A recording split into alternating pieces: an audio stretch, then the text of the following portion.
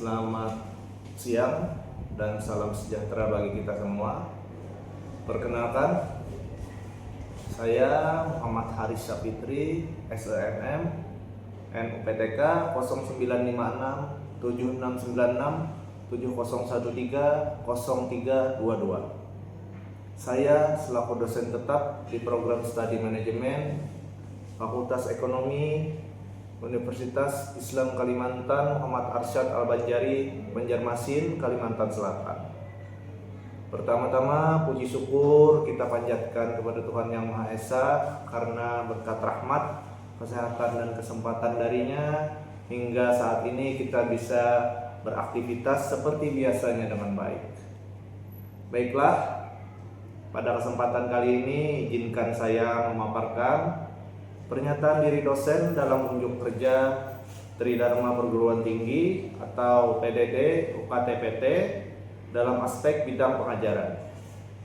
Saya selaku dosen pengampu mata kuliah manajemen sumber daya manusia ingin mendeskripsikan mata kuliah yang saya ajar, yang mana mata kuliah manajemen sumber daya manusia atau MSDM adalah mata kuliah yang membahas konsep, fungsi dan praktik pengelolaan sumber daya manusia di dalam organisasi. Mahasiswa mempelajari perencanaan sumber daya manusia, mempelajari tentang analisis jabatan, mempelajari tentang apa itu rekrutmen, mempelajari tentang seleksi, mempelajari tentang pelatihan dan pengembangan, mempelajari tentang manajemen kinerja, mempelajari tentang kompensasi, mempelajari tentang hubungan industrial, keselamatan dan kesehatan kerja, serta isu-isu strategis manajemen sumber daya manusia di era digital. Mata kuliah ini merupakan mata kuliah wajib pada program studi manajemen Fakultas Ekonomi Universitas Islam Kalimantan Muhammad Arsyad Al-Banjari, Banjarmasin dengan nilai bobot 3 SKS. Adapun capaian pembelajaran lulusan atau CPL program studi yang dibebankan pada mata kuliah ini adalah: pertama, aspek sikap, menunjukkan sikap bertanggung jawab atas pekerjaan di bidang manajemen sumber daya manusia secara mandiri. Yang kedua, aspek pengetahuan, mampu menjelaskan pentingnya manajemen sumber daya manusia dalam melaksanakan organisasi. Yang ketiga, aspek keterampilan umum. Mahasiswa memiliki pengetahuan tentang peran strategik pengelolaan SDM secara efektif dan efisien. Mahasiswa dapat menjelaskan konsep dan teknik manajemen sumber daya manusia.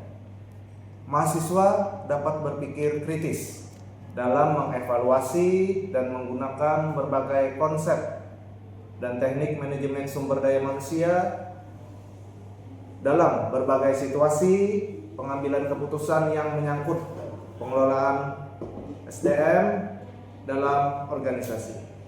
Dan yang terakhir, aspek keterampilan khusus, mampu mengaplikasikan ilmu manajemen sumber daya manusia. Berikutnya, capaian pembelajaran mata kuliah atau CPMK. Setelah mengikuti mata kuliah ini, mahasiswa mampu yang pertama menjelaskan konsep dasar dan ruang lingkup manajemen sumber daya manusia. Yang kedua, menganalisis kebutuhan sumber daya manusia dalam organisasi. Yang ketiga, menyusun program rekrutmen dan seleksi sumber daya manusia. Yang keempat, menjelaskan sistem pelatihan dan pengembangan sumber daya manusia.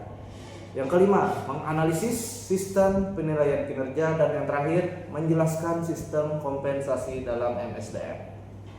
Kemampuan akhir tiap tahapan belajar atau sub CPMK. Sub CPMK 1, mahasiswa mampu memahami teknik perencanaan sumber daya manusia. Sub CPMK 2, mahasiswa mampu memahami tentang sistem informasi manajemen sumber daya manusia. Sub CPMK 3, mahasiswa mampu memahami tentang analisis pekerjaan dan deskripsi pekerjaan. Sub CPMK 4, mahasiswa mampu memahami tentang teknik rekrutmen dan seleksi. Sub CPMK 5, mahasiswa mampu memahami tentang teknik dan proses orientasi. Sub CPMK 6, mahasiswa mampu memahami tentang proses dan teknik pelatihan dan pengembangan. Sub CPMK 7, mahasiswa mampu memahami tentang proses dan teknik dalam penilaian kinerja. Dan yang terakhir, sub CPMK 8, mahasiswa mampu memahami tentang kompensasi. Adapun aspek penilaian dalam pembelajaran mata kuliah ini terbagi menjadi 4 aspek.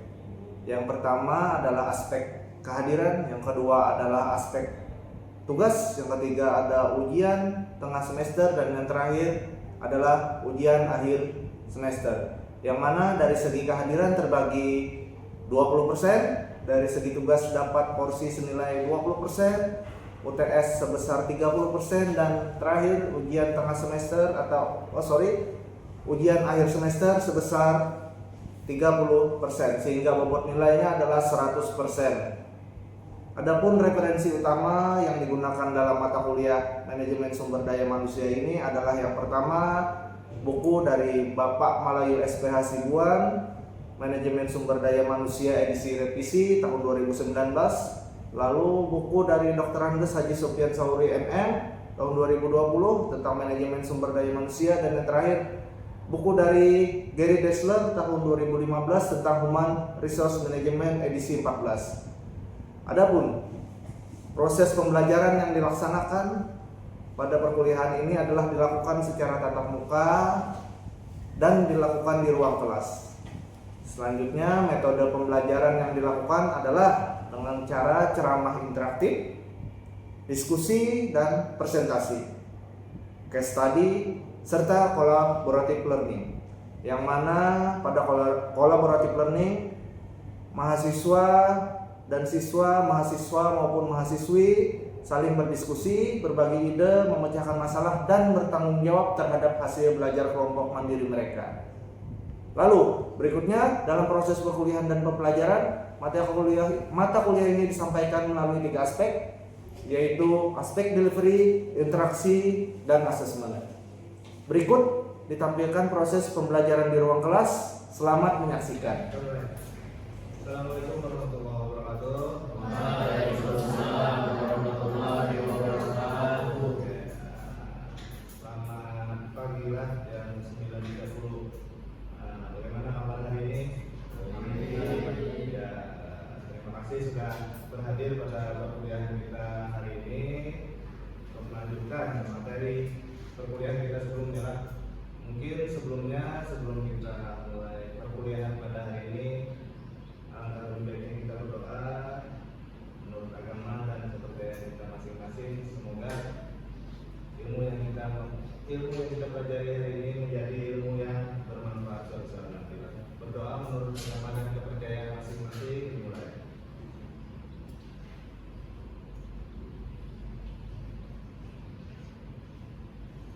Oke, berdoa selesai.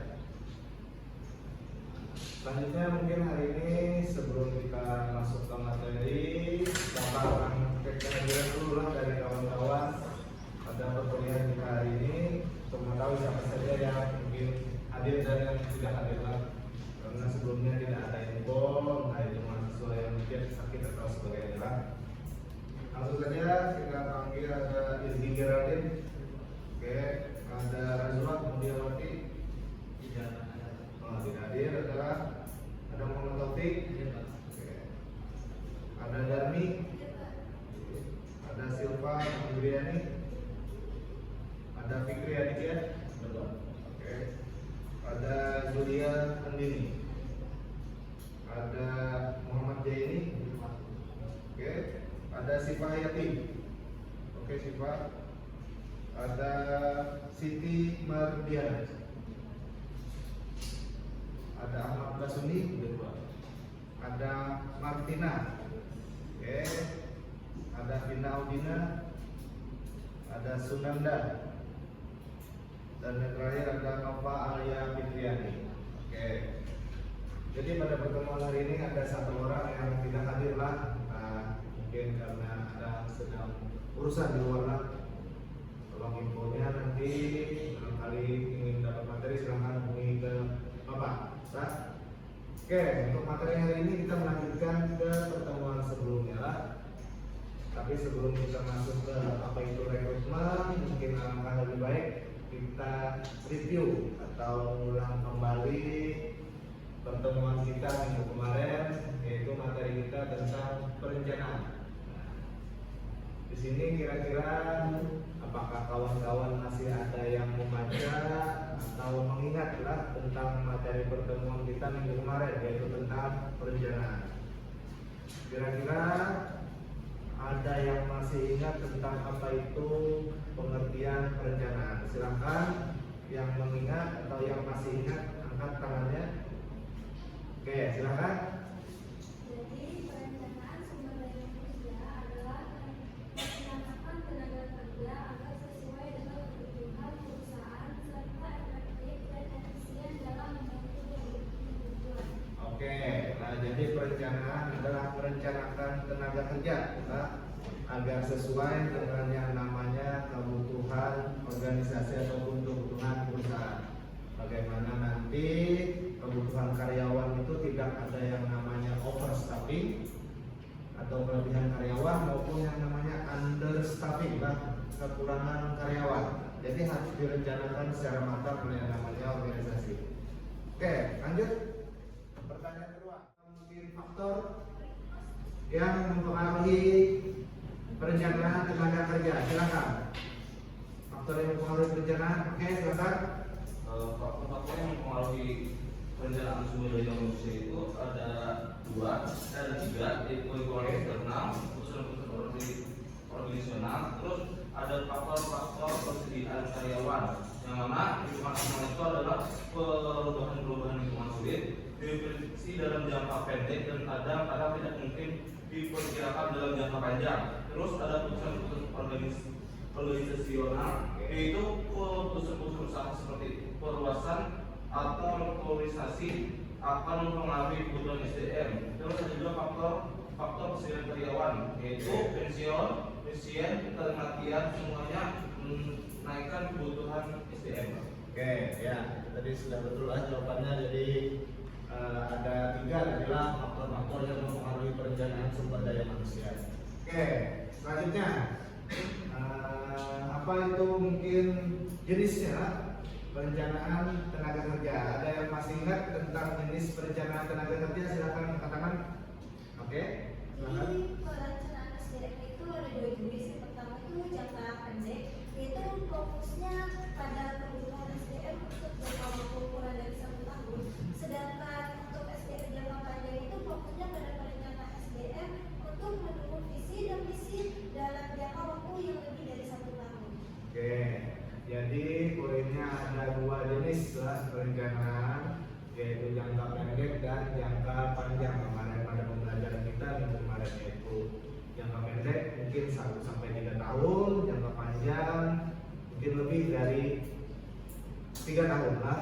Itu mungkin untuk diprioritaskan atau diproyeksikan untuk menjadi pemimpin organisasi masa yang akan datang, Pak. Oke, langsung saja kira-kira karena alhamdulillah kawan-kawan masih mengingat apa itu perencanaan, faktornya dan jenis-jenisnya, mungkin kita akan langsung masuk ke materi inti kita pada hari ini, yaitu tentang yang namanya rekrutmen, kawan-kawan. Mungkin karena sesudah lulus dari kampus Unisca ini, kawan-kawan akan masuk ke dunia kerja yang mana pasti akan melewati yang namanya proses rekrutmen, Pak. Jadi alangkah lebih baiknya kawan-kawan ketahui dulu apa itu rekrutmen. Nah, tapi sebelum masuk ke slide Bapak, kira-kira apa yang kawan-kawan ketahui tentang rekrutmen? Kira-kira gambaran yang ada di kepala kawan-kawan tentang rekrutmen apa? Taufik? Rekrutmen secara definisi rekrutmen tenaga kerja untuk mengalokasikan sumber daya manusia sesuai kebutuhan operasional atau perusahaan. Oke, jadi perekrutan tenaga kerja, bahasa aja rekrutmen ya, mencari tenaga kerja sebanyak-banyaknya yang sesuai dengan kualifikasi yang diperlukan dalam suatu pekerjaan. Sudah kualifikasi ini sesuai, dicari sebanyak-banyaknya, baru masuk ke yang namanya proses seleksi. Nah, proses seleksi nanti akan kita bahas pada pertemuan berikutnya. Untuk hari ini kita fokus pada materi kita, yaitu hanya tentang rekrutmen. Capaian pembelajaran, sebelum kita masuk ke inti materi, ada capaian pembelajaran yang harus atau diharapkan bagi mahasiswa. capaian pembelajaran mata kuliah kita pada hari ini adalah yang pertama, mahasiswa mampu menganalisis konsep, menganalisis metode, dan strategi rekrutmen sumber daya manusia, serta merancang sistem rekrutmen yang efektif sesuai dengan kebutuhan organisasi dan perkembangan teknologi. Next, salah satu fungsi utama dalam manajemen sumber daya manusia seperti yang sudah kita ketahui adalah yang tadi namanya rekrutmen, yaitu proses mencari, menarik, dan memperoleh calon tenaga kerja, masih calon tenaga kerja, karena masih melamar lah, yang memenuhi persyaratan jabatan sehingga dapat mengikuti yang namanya proses seleksi. Seperti itu. Sudah dicari, ditarik, diperoleh, baru masuk ke yang namanya proses tadi seleksi karyawan. Rekrutmen merupakan tahap awal dalam proses pengadaan karyawan, tahap awal yang menentukan mana kualitas karyawan yang akan bergabung dalam suatu organisasi atau perusahaan tadi. Tentukan oleh proses awalnya, yaitu proses rekrutmen. Kalau rekrutmennya tidak benar, misalnya karyawan yang dicari kurang, maka kan pada proses berikutnya sampai proses penempatan, contohnya maka akan kekurangan karyawan. Understaffing. Tapi kalau misalnya proses rekrutmennya misalnya karyawannya berlebihan, bisa aja karena proses analisa pekerjaannya atau analisis jabatannya tidak benar. Kita masuk ke tujuan. Nah, ini tujuan rekrutmen. Nah, kira-kira pada tujuan rekrutmen, kawan-kawan bisa bayangkanlah kenapa perusahaan tadi ingin menarik karyawan, ingin mencari karyawan, ingin mengikat karyawan. Pastinya untuk mengisi kekosongan jabatan. Entah kosongnya gara-gara pensiun, gara-gara ada yang diberhentikan, baik itu hormat maupun tidak hormat, gara-gara ada yang dimutasi, gara-gara mungkin ada yang meninggal dunia, macam-macam sebab kekosongan jabatan tadi, kan? Jadi yang pertama di sini juga umumnya rekrutmen adalah proses untuk memastikan bahwa organisasi dapat mengisi posisi-posisi yang kosong dengan kandidat yang tepat. Nah, untuk mengetahui kandidat tepat atau tidak diperlukanlah yang namanya analisis jabatan. Nah, hasil dari analisis jabatan kemarin sebelumnya sudah kita sebutkan bahwa ada dua, ada yang namanya deskripsi jabatan dan ada yang namanya spesifikasi jabatan. Nah, deskripsi apa? Menjelaskan tentang apa yang harus dilakukan pada pekerjaan itu, apa tanggung jawab dan wewenangnya, berapa orang yang diperlukan untuk mengerjakan pekerjaan itu, semuanya dijelaskan di dalam yang namanya deskripsi jabatan. Lalu apa yang namanya spesifikasi jabatan? Spesifikasi minimum yang diperlukan misalnya untuk menjabat suatu pekerjaan tersebut.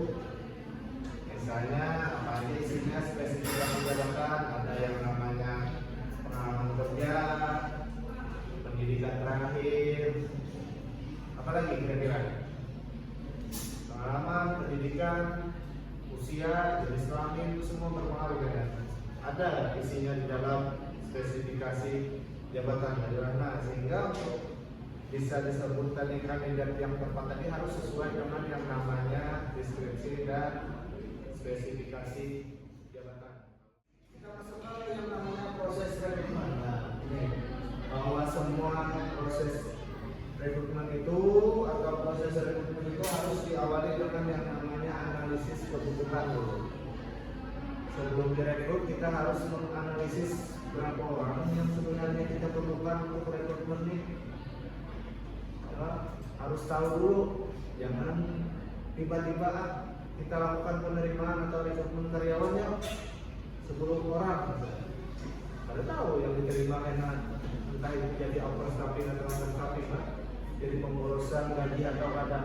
Oke, jadi harus dianalisis kebutuhan karyawannya dulu. Jadi proses yang pertama ada yang namanya menganalisis kebutuhan karyawan, diidentifikasi posisi yang perlu diisi, kualifikasi yang diperlukan seperti bagaimana cara jumlah pegawai yang akan direkrut, kompetensi yang diperlukan, lalu kualifikasi yang diperlukan, dan terakhir waktu kebutuhannya kapan gerak diperlukan karyawan yang ada ini direkrut ini untuk dipakai apa, kalau dipakai 5 tahun lagi atau 1 tahun lagi ya bisa lah nanti dipakai dulu.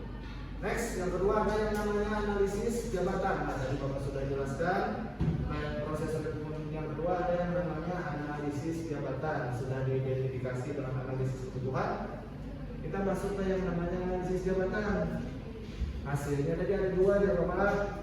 Ada job analisis, ada job deskripsi, dan ada job spesifikasi tadi. Jadi di sini ada yang namanya mengumpulkan informasi, job deskripsi berisi tentang ada di dalamnya tugas, tanggung jawab, wewenang, serta hubungan kerjanya seperti apa ya. Semua terlampir dalam yang namanya job desk, bahasa kita job desk atau job deskripsi. Lalu pada job spesifikasi tadi seperti apa? Di dalam job spesifikasi itu berisi yang namanya pendidikan, pengalaman kerjanya, keterampilannya yang bisa, lalu kompetensinya seperti apa, dan yang terakhir adalah kemampuan fisiknya mungkin lah jika ingin dilakukan, tergantung kebijakan dari masing-masing organisasi. Lalu berikutnya proses rekrutmen yang ketiga ada penentukan sumbernya. Nah, habis dianalisis, diidentifikasi tadi, kita tentukan nih kita mau tarik karyawan dari dalam atau dari luar. Uang perusahaan ini banyak atau sedikit misalnya. Kalau sedikit kita bisa pakai sumber yang dari dalam. Caranya sumber dari dalam apa? Bisa melakukan yang namanya proses, entah itu promosi, entah itu mutasi, atau bangsanya perpindahan karyawan, ataupun rotasi, dan transfer karyawan dari posisi A ke posisi B. Kalau promosi kan dari misalnya dari staf biasa ke entah itu naik jabatan jadi seorang manajer karena kinerjanya atau performa appraisalnya bagus. Nah, lalu rekrutmen eksternal, ada 2 tadi lah, ada bisa sumber internal dan eksternal. Eksternal macam-macam, yang pasti dari luar organisasi. Nah itu lulusan baru atau bahasanya fresh graduate lah, langsung diambil dari kampus-kampus yang bekerja sama dengan organisasi tersebut. Lalu profesional, lalu ada job portal, bisa lah media sosial, universitas, dan job fair lah biasanya job fair. Nah ini banyak, tapi diperlukan modal yang besar juga dari suatu organisasi atau perusahaan. Itulah. Ini sudah ditentukan sumbernya, kita masuk ke proses berikutnya, menentukan metodenya. Metodenya seperti apa? Dapat dilakukan melalui website perusahaan. Kawan-kawan masuk ke websitenya, cari informasi atau berita tentang rekrutmen perusahaan tersebut. Nah, tinggal isi dengan data-data yang diperlukan. Sertifikat A, sertifikat B, ijazah, dan sebagainya. Lalu media sosial, surat kabar, kampus, dan employee referral. Bahasanya ini rekomendasi dari karyawan yang sudah bekerja pada organisasi tersebut. Nah. Oke, seperti ini. Oke, paham lah employee referral? Ada pertanyaan kawan-kawan? Kalau tidak ada, mungkin ada sedikit soal atau studi kasus yang silahkan kawan-kawan kerjakan. Silahkan dicatatlah. Materinya akan Bapak bagikan langsung. Kita bagi 2 kelompok, tim perempuan dan tim laki-laki. Oke, silahkan. Tadi sudah waktu yang diberikan. Silahkan untuk kelompok perempuan langsung jawab hasil dari diskusi kawan-kawan tadi. Silahkan. Pertama,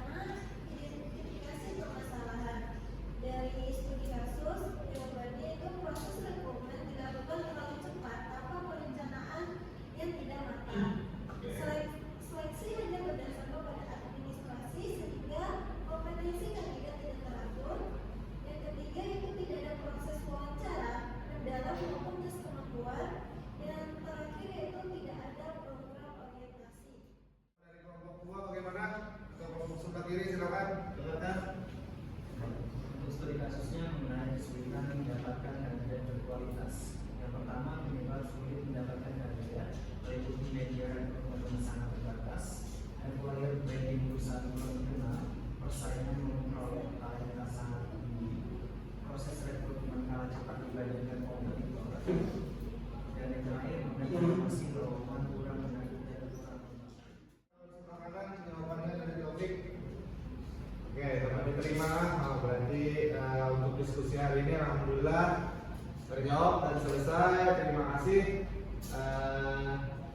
Untuk pertemuan hari ini sudah berhadir lah, hanya beberapa orang, mungkin ada yang tidak hadir tadi. Sebelum kita sudahi pertemuan hari ini, mungkin alangkah baiknya kita Bapak tarik beberapa kesimpulan lah, mulai dari yang namanya tadi apa itu rekrutmen, ada yang masih ingat rekrutmen tadi, yaitu proses penarikan tenaga kerja ya, untuk mengisi, tujuannya untuk mengisi kekosongan jabatan. Lalu sumbernya apa saja tadi?